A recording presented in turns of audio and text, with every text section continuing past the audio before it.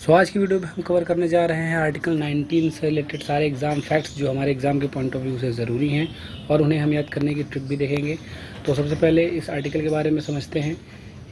इस आर्टिकल को सिर्फ एक्सक्लूसिवली टू सिटीजन्स मतलब जो भी भारतीय नागरिक हैं सिर्फ उन्हीं को मिला है।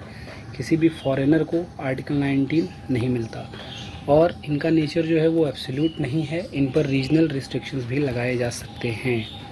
ठीक है, तो चलिए अब हम अपने आर्टिकल्स को देखते हैं। जो पहला आर्टिकल है वो है article clause 1 sub clause A, जिसमें है फ्रीडम ऑफ स्पीच मतलब बोलने की आज़ादी।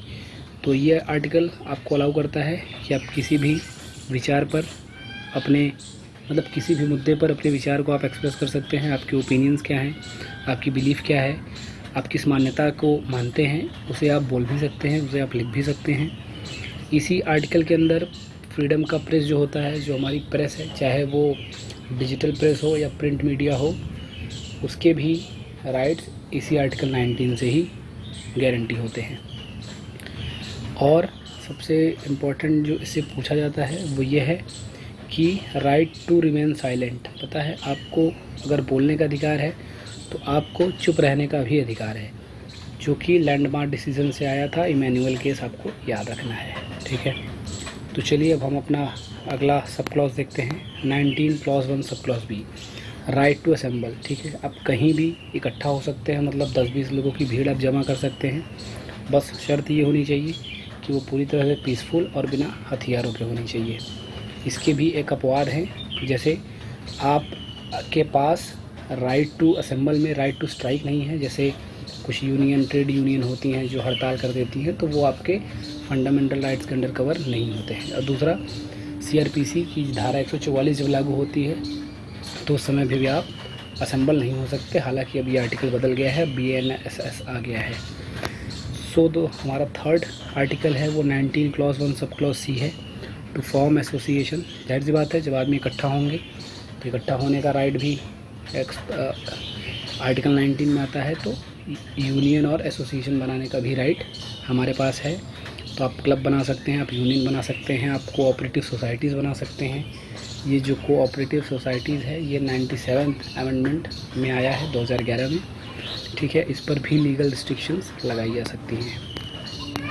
अब हमारा अगला आर्टिकल है article 19 clause 1 sub clause D, जो आपको गारंटी देता है कि आप देश के अंदर कहीं भी आ जा सकते हैं, मतलब मूव फ्रीली, आपके ऊपर कोई रिस्ट्रिक्शंस नहीं रहेगी। और इसमें एक नोट पॉइंट ये है कि देश के अंदर तो आप आर्टिकल 19 का यूज़ करके घूम सकते हैं, लेकिन जब आपको देश के बाहर जाना हो तो वो आर्टिकल नंबर 21 में कवर होता है। ये एक इम्पॉर्टेंट पॉइंट है जो आप याद रखेंगे। फिर हमारा पांचवा आर्टिकल है 19 clause 1 sub clause E, right to reside and settle. मतलब आपको भारत देश में कहीं भी घूमने का, कहीं भी बसने का एक मौलिक अधिकार आपको आर्टिकल 19 क्लॉज 1 सब क्लॉज ई में मिला हुआ है।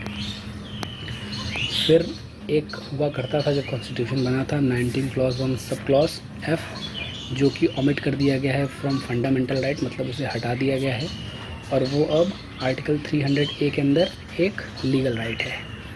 44th अमेंडमेंट से इसे अमेंड किया गया था। फिर इसी केस में हमारा जो लास्ट आर्टिकल है वो है 19 क्लॉज 1 सब क्लॉज जी, प्रैक्टिस एनी प्रोफेशन। मतलब आप किसी भी प्रोफेशन को फॉलो कर सकते हैं, आप कुछ भी ऑक्यूपेशन अपने हिसाब से कर सकते हैं, इस पर आपको कोई रिस्ट्रिक्शन नहीं है, ये आपका एक फंडामेंटल राइट है। अब चलिए इनको हम तुरंत याद कैसे करेंगे। तो चलिए अब इन आर्टिकल 19 के सभी 6 सब क्लॉसेस को याद करने के लिए हम अपनी ट्रिक देख लेते हैं। तो ट्रिक हमारी है, आपको एक वर्ड याद रखना है, सामरो, SAAMRO। ठीक है, तो S से हो गया राइट टू स्पीच, A से हो गया राइट टू असेंबल, कहीं भी इकट्ठा होने का अधिकार। फिर A से हो गया एसोसिएशन, उसके बाद M से to move freely within the territory, R से रिसाइड मतलब कहीं बसना, आपके पास कहीं भी बसने का अधिकार है। एट लास्ट O से आप याद करेंगे ऑक्यूपेशन। ठीक है, तो ये हमारा ट्रिक है जो इसे याद कराता है। और अगर आप कंफ्यूज हों कि पहले असेंबल होगा या पहले एसोसिएशन, तो आप इसको ऐसे रिलेट करिएगा कि अगर हमें एसोसिएशन बनाना है तो उससे पहले हमें आके 10 लोगों से मिलना पड़ेगा। तो पहले मिलना पड़ेगा, उसके बाद हम एसोसिएशन बना पाएंगे। तो पहले मिलना है, इसका मतलब पहले असेंबल होगा, उसके बाद एसोसिएशन होगा। ठीक है, आज की वीडियो में सिर्फ इतना ही। मिलते हैं आपसे अगली वीडियो में।